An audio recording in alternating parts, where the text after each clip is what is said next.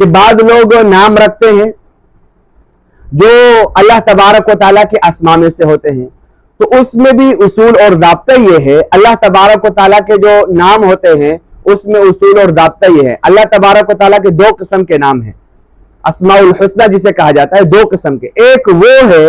جن اسماء کا، یعنی اللہ تبارک و تعالیٰ کے جن اسماء کا استعمال غیر اللہ کے لیے کیا ہے، جائز ہے، یعنی بندوں کے لیے بھی جائز ہے، اور اس کا استعمال قرآن اور حدیث میں بندوں کے لیے بھی ہوا، یعنی غیر اللہ کے لیے بھی ان اسماء کا استعمال ہوا۔ مثال کے طور پر رحیم ہے، رشید ہے، علی ہے، کریم ہے، عزیز ہے۔ ابھی ان اسماء، یہ اسماء اللہ تبارک و تعالیٰ کی بھی ہے لیکن غیر اللہ کے لیے یعنی بندوں کے لیے بھی اس کا استعمال قرآن اور حدیث سے ثابت ہے، تو ان کا استعمال کرنا غیر اللہ کے لیے جائز۔ لیکن بعض اسماء وہ ہیں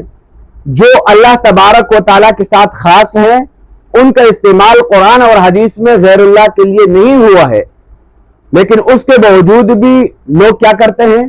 وہ غیر اللہ کے لیے استعمال کرتے ہیں، تو یہ بالکل جو ہے ناجائز ہے اور حرام ہے۔ اس کی مثالیں آپ لے لیں، مثال رحمان ہے، سبحان ہے، رزاق ہے، خالق ہے، غفار ہے، قدوس ہے، جبار ہے، کافی نام ہیں، کافی نام وہ ہیں جو صمد ہیں۔ ایک بندے سے میں نے سنا کہ وہ اپنے بھائی کو بلا رہا ہے صمد، میں نے کہا آپ یہ کیا کہہ رہے ہیں؟ صمد تو اللہ تبارک و تعالیٰ کا جو ہے ذاتی نام ہے اور یہ مخصوص نام ہے، غیر اللہ کے لیے اس کا استعمال جائز نہیں ہے۔ تو یہ جو نام ہے جتنے میں نے گنوائے، ان کا جو ہے استعمال ہوتا ہے عبد کے اضافے کے ساتھ، عبد الغفار، عبد الجبار، عبد القہار، جتنے بھی یہ نام ہے، عبد الصمد، عبد کے اضافے کے بغیر ان کا استعمال جو ہے جائز نہیں۔ ابھی اس کے دو صورتیں، یا تو کوئی آدمی عبد الرزاق کو رزاق کہہ کر پکارے غلط عقیدے اور نظریے کے ساتھ، تو یہ تو کفر ہے، لیکن یعنی کہ اسی کو رازق سمجھے، یہ تو کفر ہے۔ لیکن اگر غلط عقیدے اور نظریے کے ساتھ اس کو نہیں کہتا ہے، اگر اس کا استعمال کرتا ہے، عبد الرزاق کو رزاق کہتا ہے، عبد الغفار کو غفار کہتا ہے، بے فکری اور بے سمجھی کی وجہ سے، اور یہ استعمال اس طرح کرتا ہے، تو یہ سخت گناہ کبیرہ ہے اور ناجائز ہے۔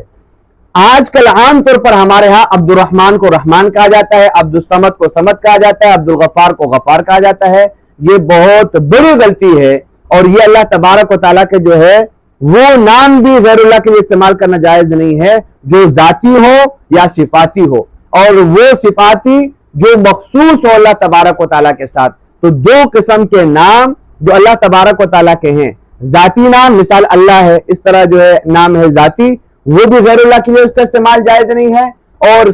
صفاتی وہ نام جو اللہ تبارک و تعالیٰ کے ساتھ کیا ہے، مخصوص ہے، ان کا استعمال بھی جو ہے غیر اللہ کے لیے جائز نہیں ہے۔ یہ ہمارے معاشرے میں ایک غلط طریقہ رائج ہے، اس سے جو ہے اجتناب کیا جائے۔ نام کے اصول اور ضابطے میں نے بیان کیا، ان اصولوں کے موافق جو ہے اپنے نام رکھنے چاہیے، اور معانی پوچھ کر جو ہے نام رکھنے چاہیے۔ غلط نام اور غلط کے اس کے جو اثرات ہوتے ہیں بچے پر بھی ہوتے ہیں، اور اللہ کے رسول صلی اللہ علیہ وسلم کا بھی ارشاد ہے کہ جب بھی کسی کا بیٹا ہو جائے، اس کے حقوق میں سے ایک حق یہ ہے فَلْيُحْسِنْ اسْمَهُ، کہ اس کا اچھا نام رکھا جائے، اور دوسرا حق یہ ہے کہ اس کی جو ہے تربیت کی جائے۔ تو یہ بنیادی حقوق میں سے ہے، بچوں کے جو ہے اچھے نام رکھے جائے۔